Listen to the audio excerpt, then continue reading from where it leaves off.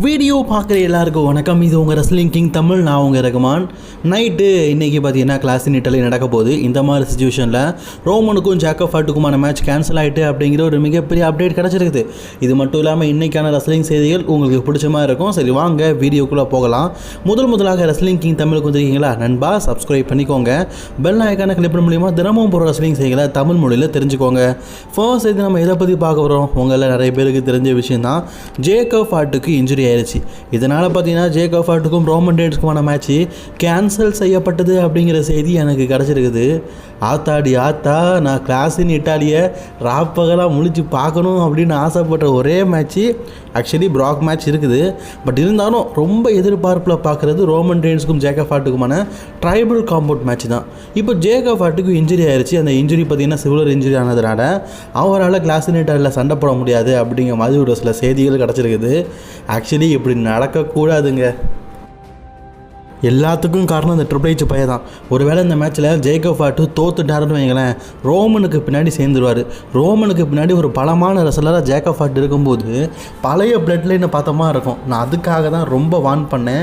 ஆனால் தேவையே இல்லாமல் டபிள்யூ பார்த்தீங்கன்னா நேற்றுக்கு ஜேக்கப் ஹார்ட்டுக்கு ஒரு மேட்ச் ஆட வச்சு அதுலேயும் 2 நாள் கழிச்சு கிளாஸ் இன் இட்டாலியில் சண்டை போடாருன்னு தெரிஞ்சும் அவருக்கு ஒரு மேட்சை கொடுத்து அவரை அந்த மேட்ச்சில் இன்ஜுரி ஆக்கிட்டாங்க. இந்த பெருமை வேறு யாருக்குமே செய்கிறாரு, அந்த 3 ஹெச் வாயன் அவனுக்கு தான் செய்கிறோம். ஆக்சுவலி ட்ரிபிள் ஹெச்சை வந்து எனக்கு ரொம்பவே நல்லாவே பிடிக்கும். இவர் இதுக்கு முன்னாடி பார்த்தீங்கன்னா தானாகவே முன் வந்து எனக்கு எக்கச்சக்க நல்ல விஷயங்கள் நல்ல ஸ்டோரியெல்லாம் கொண்டு போயிருக்கிறாரு. அப்படிப்பட்ட ட்ரிபிள் ஹெச் ஃப்யூச்சரில் டபிள்யூ ரன் பண்ணும்போது நல்லாயிருக்கும் அப்படிங்கிற மாதிரி நிறைய பேர் சொன்னாங்க. அந்த நேரத்தில் நான்லாம் ட்ரிபிள் ஹெச் ரொம்ப சப்போர்ட் பண்ணேன். ஆனால் இப்போ இந்த ஆள் ரன் பண்ணுறதை பார்க்கும்போது எப்போயா இந்த ரெஸ்லிங் கம்பெனி விட்டு போவேன் அப்படிங்கிற மாதிரி தான் எனக்கு தோணுது. ஜேக்கப் ஹார்ட்டுக்கு 3 நாளில் மேட்ச் இருக்குன்னு தெரிஞ்சோம் ட்ரிபிள் ஹெச் சண்டை போட வச்சு இதுக்கு முன்னாடி ரே மிஸ்டீரியோ ஆண்டி ஆர்டனுக்கெலாம் எப்படி மிகப்பெரியக்கு முன்னாடி இன்ஜுரி வர வச்சாரோ அதே மாதிரி இப்போ சக்ஸஸ்ஃபுல்லி ஜேக்கப் ஹார்ட்டுக்கு இன்ஜுரி வர வச்சுட்டாரு. இதில் சோகமான விஷயம் என்னென்னா ஜேக்கப் ஹார்ட்டு மெடிக்கலி கியூர் இல்லை அப்படிங்கிற மாதிரி சொல்லியிருக்கிறாங்க. தயவு செஞ்சு ஜேக்கப் ஹார்ட்டு மெடிக்கலி கியூராக இருக்கணும். இல்லாட்டா அந்த மேட்சே பார்த்தீங்கன்னா டோட்டலாக ஸ்பாய்லர் இல்லை, டோட்டலாக சொதப்பிடும். கிளாஸ் இன் இட்டாலியா யாராவது முழிச்சிருந்து பார்த்தீங்கன்னு வைங்களேன், உங்களுக்கு ஒரு மிகப்பெரிய ஏமாற்றமாக தான் இருக்கும். இப்போது ட்ரிபிள் ஹெச் வந்து என்ன பிளான் பண்ணிகிட்ருக்காரு அப்படிங்கிற மாதிரி சில செய்திகள் கிடச்சிருக்குது. ஒன்று, ஜேக்கப் ஹார்ட்டு இன்ஜுரியோட சண்டை போட்டு நம்ம வச்சு இந்த மேட்சை ஸ்குவாட் மேட்ச், அதாவது லென்த்தாக ஒரு 1 ஹவர் 2 மணி நேரம்லாம் இல்லாமல் வெறும் 10 நிமிஷத்தில் முடிக்கிற மாதிரி பண்ணலாம். அப்படி பண்ணால் ஜேக்கப் ஹார்ட்டு மேலே இருக்கிற மிகப்பெரிய அந்த ஹைப்பு மதிப்பு எல்லாமே போயிடும். ஜேக்கப் ஹார்ட்டுனாலே ஒரு பவர் ரெஸ்லர் அப்படிங்கிறது தெரியும். அவர் 10 நிமிஷம் 5 நிமிஷத்தில் தோக்காருன்னு வைங்களேன், அந்த இன்ஜுரியை காரணமாக வச்சு அம்பிட்டு தான் சோழி முடிஞ்சு. ஜேக்கப் ஹார்ட்டு ஃப்யூச்சரில் ரோமன் ரெயின்ஸ் கூட மோதினால நம்மளுக்கு எதிர்பார்ப்பே இருக்காது. இன்னொரு சில செய்திகளும் சொல்லப்பட்டிருக்குது, அதாவது ரீப்ளேஸ்மெண்ட். ஜேக்கப் ஹார்ட்டு இந்த மேட்ச்சில் சண்டை போடாத பட்சத்தில் ரோமன் ரெயின்ஸ் பார்த்திங்கன்னா அதுக்கு பதிலாக வேறொரு மல்யுத்த வீரர் கூட மோதுவார் அப்படிங்கிற மாதிரி சொல்லப்பட்டிருக்குது. ஆக்சுவலி இப்போது எக்கச்சக்க பேர் பார்த்திங்கன்னா இன்ஜுரி கியூர் ஆகி டபிள்யூபிள்யூக்கு திருப்பி வர்றதுக்கு ரெடியாக தான் இருக்கிறாங்க. ஜேக்கப் ஹார்ட்டுக்கு பதிலாக அவங்க மோதுனா நல்லா தான் இருக்கும், நான் இல்லை அப்படின்னு சொல்லலை. எத்தனை பேர் மோதினாலும் சரி, அது ரேண்டியாக இருக்கட்டும், ஈவன் ஜான்சனாகவே இருக்கட்டும், அவங்க ரோமன் ரெயின்ஸுக்கு எதிராக பார்த்திங்கன்னா மோதுறாங்க அப்படின்னா அதுக்கான ஒரு கதைகளும் அப்படிங்கிறது இருக்கணும். ஜேக்கப் ஹார்ட்டு மோதுறாருன்னா அதுக்கு கதைகளும் நல்லா ட்ரிபிள் ஹெச் வந்து பண்ணி வச்சிருக்கிறாரு. இந்த மேட்ச்சில் யார் தோத்தாலும் அடிமையாக மாறிடணும், அதாவது அவங்க கூட சேர்ந்துடணும். இந்த மேட்ச்சில் மேக்ஸிமம் ஜேக்கப் ஹார்ட்டு தோத்துட்டாருன்னு வைங்களேன், ரோமன் ரெயின்ஸ் பின்னாடி சேர்ந்துடணும். ரோமன் தோத்துட்டா டைட்டில் உலஃபலமால எல்லாத்தையுமே ஜேக்கப்ட்ட கொடுத்துட்டு ஜேக்கப்புக்கு முன்னாடி கை கட்டி ரோமன் ரெயின்ஸ் இருக்கணும். இப்படிப்பட்ட ஒரு தரமான ஸ்டோரி. அந்த ஸ்டோரி இப்போ நாசமாக ஆக போகிறதுக்கு காரணமே நம்ம ட்ரிபிள் ஹெச் அப்படின்னா உண்மையிலே யாராலும் மன்னிக்க முடியாது. சரி வெயிட் பண்ணி பார்ப்போம், ட்ரிபிள் ஹெச் ஏதாவது ஆல்டர்னேட் பிளான் வச்சுருக்காரு அப்படின்னு சொல்லிட்டு. நாளைக்கு நைட்டு கிளாஸ் இன் இட்டாலி கரெக்டாக பார்த்தீங்கன்னா நைட்டு 11:30 மணிக்கு நடக்க போகுது. அதுக்குள்ளே ஜேக்கப் ஹார்ட்டு இன்ஜுரி கியூர் ஆகிட்டு ஓரளவுக்கு சண்டை போடுறாருன்னா அந்த பேப்பரில் சண்டை போடுவார். இல்லை இன்ஜுரி கியூர் ஆகலை அப்படின்னா இப்போதைக்கு டபிள்யூவில் எக்கச்சக்க பேர் பார்த்தீங்கன்னா இன்ஜுரியோட அவதிப்பட்டு ரிட்டனுக்காக காத்துட்ருக்காங்கல்ல, அதில் யாராவது சர்ப்ரைஸாக ரோமன் ரெயின்ஸ் கூட மோதுறதுக்கு வாய்ப்பு இருக்குது அப்படிங்கிற மாதிரி சொல்லப்பட்டிருக்குது. ஒருவேளை இந்த மேட்ச்சில் ஜேக்கப் ஹார்ட்டு சண்டை போடாட்டா ஒரு சில பேருடைய பேர் அடிபட்டிருக்குது. ஃபஸ்ட்டு பிரான்சன் ரீட் சமீபத்தில் பார்த்தீங்கன்னா ரோமன் ரெயின்ஸை சேலஞ்ச் பண்ணியிருந்தார். ஆல்ரெடி நான் ரோமனை வீழ்த்திருக்கிறேன், என் கூட இருக்க வாய்ப்பு கிடைச்சா அவனை வீழ்த்துவேன் அப்படிங்கிற மாதிரி சொல்லியிருந்தார். அடுத்தது பிரான் பிரேக்கருக்கும் ரோமன் ரெயின்ஸ்க்குமான மேட்ச் ஒரு ட்ரீம் மேட்ச், அது மேபி பாசிபிளாக நடத்தலாம். அடுத்தது கெவின் ஓவன்ஸோட ரிட்டர்ன்ஸ் இருந்ததுன்னா அது ஒரு மிகப்பெரிய ரிட்டர்னாக இருக்கும். கிட்டத்தட்ட பார்த்தீங்கன்னா 1.5 வருஷமாக கெவின் ஓவன்ஸ் வந்து டபிள்யூபிள்யூ பக்கம் வரவே இல்லை. அவரோட ரிட்டர்ன்ஸ் ஒருவேளை கிளாஸ் இன் இட்டாலி சொல்லியிருந்தால் அது பயங்கரமாக இருக்கும். அடுத்தது Randy Orton. But Randy Orton SmackDown பிராண்டில் அன்டிஸ்பியூட்டட் டைட்டிலுக்காக தான் மோதுவார் அப்படிங்கிற மாதிரி, ஃபியூச்சரில் மோதுவார் அப்படிங்கிற மாதிரி சொல்லப்பட்டிருக்குது.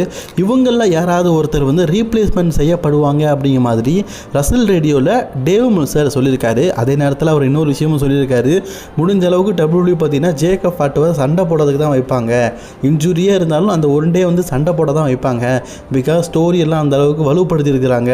மேபி தவிர்க்க முடியாத சூழ்நிலை இவங்க எல்லாம் யாராவது ஒருத்தர் வந்து ரோமன் கூட மோத வாய்ப்பு இருக்குது அப்படிங்கிற மாதிரி சொல்லியிருக்காரு. WWE பார்த்தீங்கன்னா இப்போதைக்கு யூரோப் கண்ட்ரிக்கு போயிட்டாங்க. அங்கே இந்த வாரம் ஸ்மாக்டவுன் நடத்துனாங்க. உங்களுக்குலாம் தெரியும், யூரோப் கண்ட்ரியில் எப்போமாவது ஷோ நடத்துறதுனால ஸ்மாக்டவுன் நல்லா இருக்கோ இல்லையோ மக்கள்லாம் பார்த்தீங்கன்னா தலையில் தூக்கி வச்சு கொண்டாடுவாங்க, பயங்கரமாக சத்தம் போட்டு என்ஜாய்மெண்ட் பண்ணுவாங்க. இந்த வாரம் ஸ்மாக்டவுனை பார்த்தாலே உங்களுக்கு தெரிஞ்சிருக்கும், வாந்தி வந்ததில்ல. ஸ்மாக்டவுனை பார்க்கும்போது எனக்கெல்லாம் தூக்கம் வந்தது. தூக்கத்தில் கூட அந்த ஸ்மாக்டவுனில் ட்ரிபிள் ஹெச்சை 3 பேர் சேர்ந்து குத்துற மாதிரி ஒழுங்காக ஸ்மாக்டவுனை நடத்துவியா அப்படிங்கிற மாதிரி எனக்கு கனவு வருது. அந்த அளவுக்கு ஸ்மாக்டவுனை குப்பையாக நடத்திருக்காரு. இவர் என்ன சொல்லியிருக்காருன்னா, இந்த வாரம் நடந்த ஸ்மாக்டவுன் வந்து இந்த வருஷத்தோடைய எப்பிக் ஸ்மாக்டவுனு, இந்த எப்பிக் ஸ்மாக்டவுனை யூரோப் கண்ட்ரியில் இருக்கிற ஆடியன்ஸ் வந்து ஷேர் பண்ணி செலிப்ரேட் பண்ணி கொண்டாடினது எனக்கு ரொம்பவே பிடிச்சிருக்குது அப்படிங்கிற மாதிரி சொல்லியிருக்காரு. ஐயா ட்ரிபிள் ஹெச் நாரவாயா ஊத்தவாயா யாருக்குமே பிடிக்கலையா, நீ சோஷியல் மீடியாவில் பார்க்க மாட்டியா, உன் அக்கௌண்ட்டில் பாரியா கீழே நீ விளங்க மாட்டேன், நல்லாவே இருக்க மாட்டேன், இந்த WWE போன்னு சொல்லிட்டு எக்கச்சக்க பேர் கமெண்ட் பண்ணியிருக்காங்க. ஆனால் அது எதையுமே பார்க்காம இந்த வாரம் ஸ்மாக்டவுனை இருக்கிறதுலேயே நான் பெஸ்ட்டாக கொடுத்தேன்னு சொன்ன பற்றியா, உன் தைரியம் எனக்கு பிடிச்சிருக்குது, உன்னுடைய கான்ஃபிடென்ட்டாக நீ சூப்பராக சொல்கிற. ஆனால் இதே ட்ரிபிள் ஹெச் வந்து போன வருஷம் ஸ்மாக்டவுன் நல்லா தானே கொடுத்தேன். ஏன் போன வருஷம் வார் கேம்லலாம் எப்படி இருந்து ஸ்மாக்டவுன் ஆடலாம் அப்படியே தீ பிடிச்சி எரியிற மாதிரி இருந்துச்சு. ஆனால் இப்போ மட்டும் ஏன் ஸ்மாக்டவுன் இந்த அளவுக்கு போராக இருக்குது? சிஎம் பங்கு இருக்கிறாரு, புது ஃபியூடுக்கு ரெஸ்லர்ஸ் இருக்கிறாங்க, அவங்களெல்லாம் வச்சு நல்லா கொண்டு போகலாமே. ஏன் இந்த அளவுக்கு ஊத்திரம் பண்ணுறேன்? நாங்கள் ஸ்மாக்டவுனுக்கு ரோமன் தான் வேணும்னு கேட்கல, நிறைய ரெஸ்லர் சும்மா இருக்கிறாங்க, செத்ரால்ஸு, சிஎம் பங்கு, அவங்கெல்லாம் ஸ்மாக்டவுனுக்கு கொண்டு போய் நீ ஒரு நல்ல ஸ்டோரி கொண்டு போகலாம். அதை விட்டுட்டு அரைச்சமா அடைப்போமா கோடி ரோட்ஸை வச்சே ஸ்மாக்டவுனை சமைப்போமான்னு வைக்கிறியே, அதுதான் நல்லா இல்லை அப்படிங்கிறது. ஃபஸ்ட்டு கோடி ரோட்ஸுக்கு நல்ல ஆப்பனண்ட் ரெடி பண்ணியா, அதுக்கப்புறம் ஷோ நல்லாயிருக்கும். நம்ம லுட்விக் ஈசர் பார்த்திங்கன்னா தேவையில்லாமல் போதையை போட்டுக்கிட்டு ஆக்சிடென்ட் பண்ணி அவர் வந்து ஜெயிலுக்கு போயிட்டார் அப்படிங்கிற மாதிரி சொல்லியிருந்தோம். WWE பார்த்திங்கன்னா அவங்களுக்கு லுட்விக் ஈசர் தேவை தான். ஏன்னா அவங்க ஒரு பார்த்திங்கன்னா மாஸ்க் விசஸ் மாஸ்க்காக ட்ரிபிள் சண்டை போட போகிறாரு. பட் இருந்தாலும் ஃபைன் அமௌண்ட் கட்டணும் அப்படிங்கிற மாதிரி சொல்லிட்டாங்க. கிட்டத்தட்ட பார்த்திங்கன்னா $30,000 பார்த்திங்கன்னா லுட்விக் ஈசரை பே பண்ண சொல்லியிருக்கிறாங்க. ஆக்சுவலி லுட்விக் ஈசர்ட்ட அந்த அளவுக்கு காசு இல்லையா, $30,000 வந்துட்டு இல்லாமையாக இருக்குது. இதெல்லாம் நம்புகிற மாதிரியாக இருக்குது. சரி, அவர் சொல்லியிருக்கிறார் காசு இல்லை அப்படின்னு.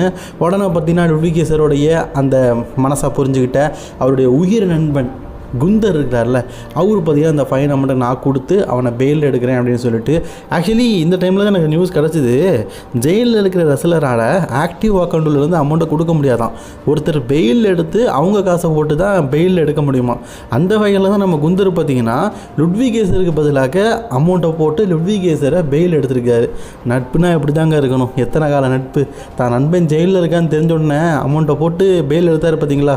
நான் ஃபஸ்ட்டு என்ன நினச்சேன்னா, லுட்விக் ஈசர் அந்தளவுக்கு காசு இல்லைன்னு போய் சொல்கிறாருன்னு. ஆக்சுவலி அரெஸ்ட் ஆனவங்களோட அக்கௌண்ட்டை வந்து ஹோல்டு பண்ணிடுவாங்களாம். ஏன்னா அவர் வந்து போதை பழக்கத்துலலாம் அரெஸ்ட் ஆனார். அதனால் இன்னொருத்தர் வந்து பெயிலுக்கு வரணுமா, யாருமே வரலை. கடைசியில் குந்தர் தான் பார்த்தீங்கன்னா அமௌண்ட்டையும் செட்டில் பண்ணி அவரை பெயில் எடுத்திருக்காரு. நட்புனா இந்த மாதிரி ஒரு நட்பு தேவை. ஐயா லுட்விக் ஈசர் இதுக்கப்புறமாச்சு போதையை கொஞ்சம் பார்த்து போடியா, போதையை போட்டுட்டு எவனுக்கே மேலே ஏற்றி விட்றாத காரை. அடுத்த டைம் ஒருவேளை கஞ்சாவை போட்டுட்டு போதையை ஏற்றி எவனுக்கு யார்ட்டி போட்டு தள்ளணும்னு நினச்சேன்னா ட்ரிபிள் ஹெச்சை போட்டு தள்ளு.